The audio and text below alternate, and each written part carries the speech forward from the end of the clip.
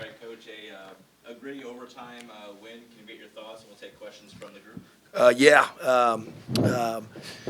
Hey, we don't apologize for wins around here. Really thankful to have come out on the right side tonight. I was proud of our team and the way that they battled through a lot of adversity, ups and downs, and give UIC a lot of credit. I thought their guards were sensational tonight. They're really hard to guard. They're athletic. They've given a lot of teams a lot of problems.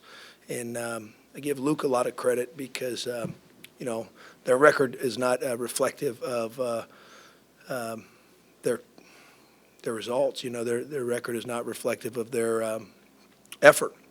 I don't look at them and say, man, they look like a team that is beaten down. I think they're one of the hardest playing teams in our conference, and that's a reflection of coaching. And so I've got great respect for him, and I think a really talented team. So we're fortunate to be on the right side of it tonight. I think there's a lot of good things that we can learn from tonight, and we made just enough plays at the right times and pulled through in overtime. So excited about getting a hard-fought victory. Touches, didn't get a lot of those in the second half. It looked like right at start of overtime. Yeah. You got a couple right away. Yeah, I thought there was a real difference between first half and second half to me. And I'll have to look at the film and see that. I'm very curious because I thought our off-ball movement was as good and our passing was as crisp as it's been the whole entire season in the first half. And I felt like the second half was sort of a slow drip where we got further and further away from that. And I think they guarded us a little differently. At least it felt like it. And I thought they imposed themselves physically. And that's something that disrupted us in the second half a little bit. And we'll have to look at that. I thought our execution was nowhere near as good in the second half as it was in the first half. So those are things that are controllable and things that we can learn and grow from. But we did, to your point, Jim. I thought we made some really tough plays. Did play through the paint a lot more in the overtime. Were you surprised Darius was as effective as he was with wearing a mask for the first time? I was curious at practice yesterday because I've been around guys that get too worried about the mask, how it looks, how it feels, how it fits. And what I saw yesterday was a guy that was re-energized and recharged and had no fears. He was fearless. I texted his parents last night and kind of updated them on what I was seeing, and it didn't look like it affected him at all. And I think his play tonight sort of reflected that as well. So he's a huge part of our team, and I thought he was tremendous tonight. Coach, you touched on it a little bit, but just thoughts on the rebounding effort as a whole and really just the effort in the paint. Yeah. We were plus, rebounding. We were plus 10 rebounds in the paint. We had an advantage at halftime. It ended up 28 all in the paint. But rebounding that's something that's important to us because those are possessions that you're either giving up or earning. And you can play great defensive possession. One guy doesn't box out, and then it costs you the whole possession. So it's earned nightly. I think we've done a good job of that lately. I think we're clearly getting better as the year's gone on in that area, but that's something you have to earn every single night. Just because you've done well doesn't mean you're going to do well in your next game. And it requires a level of effort on the offensive end and relentlessness, and then on the defensive end, a level of real discipline and being fundamentally sound as you're hitting bodies and boxing out and pursuing rebounds. There's about 6 guys with a really heavy workload tonight. What can you do to keep those guys going as the season goes on? And is there any looks to get any other guys involved? Yeah, I think we're going to have to. We're down Colton Sandage right now, and it thins out our backcourt a little bit. I do think that's an area for us that if we want to be, playing our best, I think we got to be aware of that. But I also, I don't want to overdo that either, because this is 40 minutes. It's not like we're playing for 8 hours. They got to play, 40 minutes really hard at a really high level. And there's a lot of guys around the country that don't come out of the game, play 35 to 40 minutes. And we've got to be able to do that through our conditioning and nutrition and our weightlifting, as much as we do in the off season and during the season with that stuff, and as much as that means to us. I think that's when that kind of stuff can separate guys at this time of year, especially.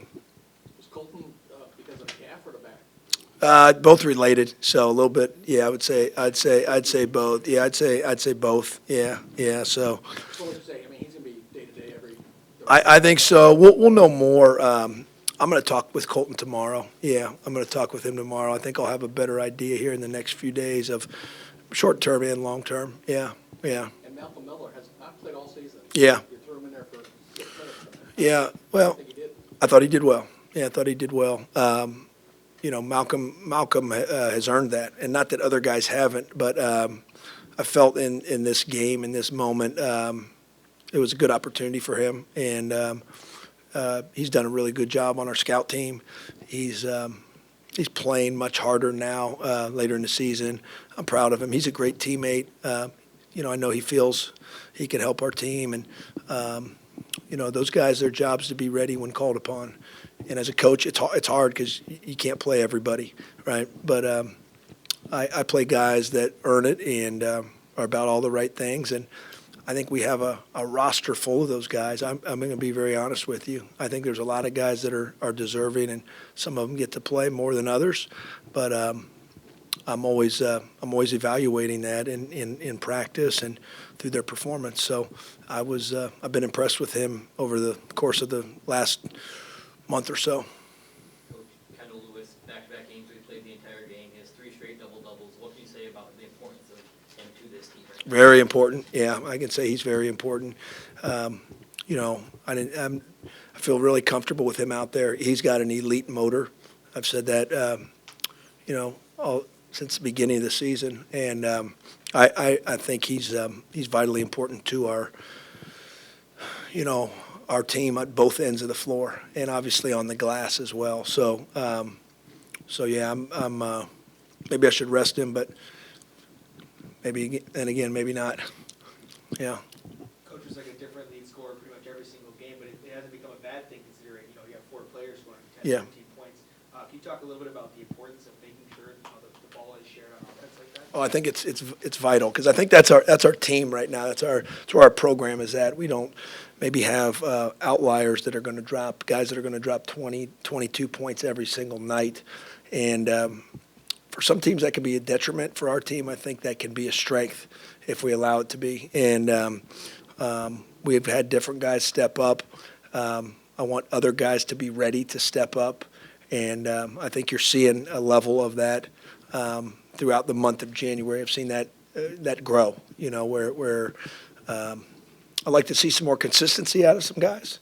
But we to your point, we've got a good handful of guys that can score, double figures on a given night. And I think our passing, our sharing the ball, our moving without the ball, those are things that I've really, really been stressing here lately, because our offensive numbers have been better. Our moving without the basketball, our off-ball screening, our execution, those are areas I've really challenged them in lately. And I think we saw pockets of improvement tonight. I thought the first half I saw real improvement. And I thought, like I said, that was maybe our one of our finest halves of offensive basketball in terms of the ball popping, bodies moving, screening, and sharing that ball. And that's fun. That's fun, and it's something that hopefully we can build on.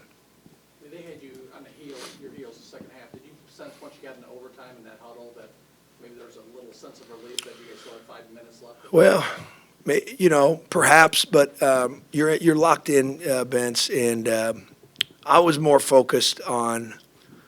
I was pissed about our lack of execution late. I really was, and I've got to probably keep talking myself through in those moments because you got to let it go.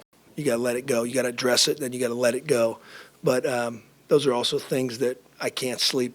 I can't sleep on is controlling the controllables and things that we can do better, especially down the stretch, is doing what we do, run what we're trying to run, give ourselves a chance, make them guard us. And I think tonight maybe fatigue played into that, but I expect us to be better in those moments, and we're going to have to be better. So that's on me, and we got to get that. We got to get that fixed because I think it's shown itself a little bit at times here in the last week or two that our execution has not been what in the last 8 minutes of the game has not been maybe what I would expect. Coach, you had a 9-7 assisted turnover ratio in the first half. It ended 13-18. Do you think the inability to attack the paint was a key factor in that? Yeah, I think it was a lot of things, but I think our execution played into that, and I don't think we moved. I thought we were a little bit more stagnant, and we bounced the ball and dribbled the ball more than I would have wanted to, and I don't think we trusted the pass as much as we did in the first half. So those are things, if you watch college basketball, teams go through those sort of moments. And, tonight was odd because we had a great first half in those areas, and then in the second half was not the case.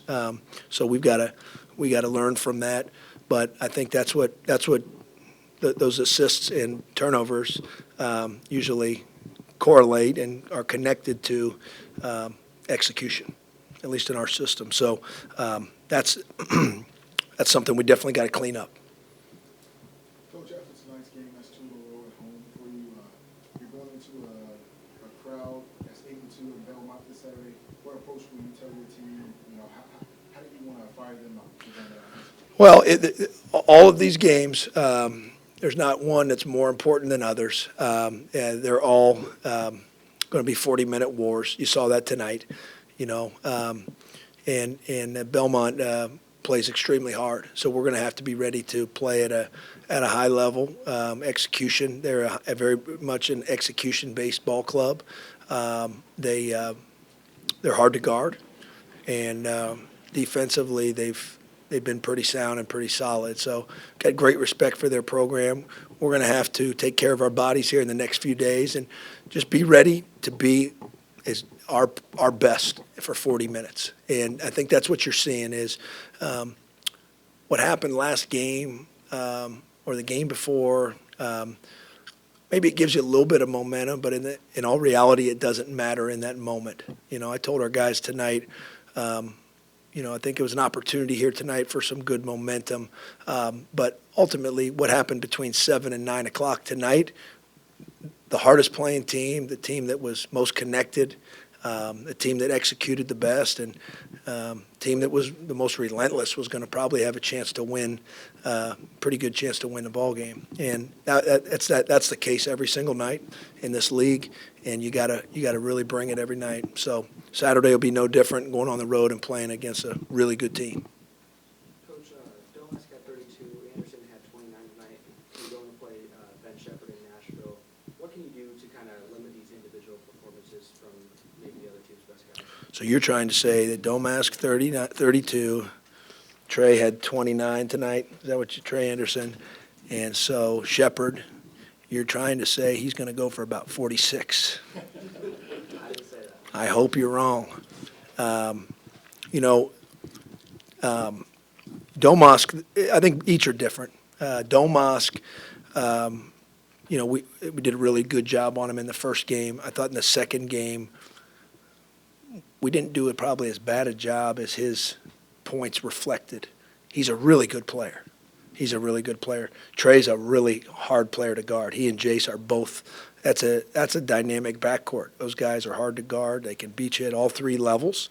They can get to the rim on their own, and I think that we got to probably be better individually. But I think as a team, that our system is set up to defend as a team, and there's certain things going into certain games that you got to be willing to give up.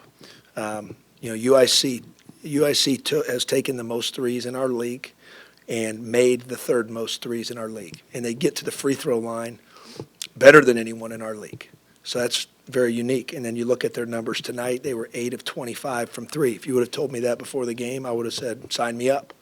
You know, from the free throw line, they're the best free throw rate offense team in the league, and they shoot 18 free throws. We shoot 20. Sign me up.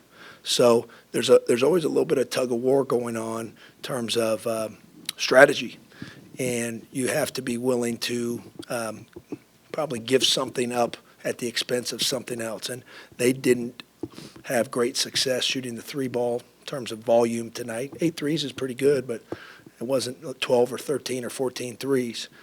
And they didn't shoot 25 or more free throws, which they've done here recently quite a bit. So Ben Shepherd's a great player. It's going to require our best as a team. Yeah. Anybody else? All right, thank you, Coach. Thanks, guys.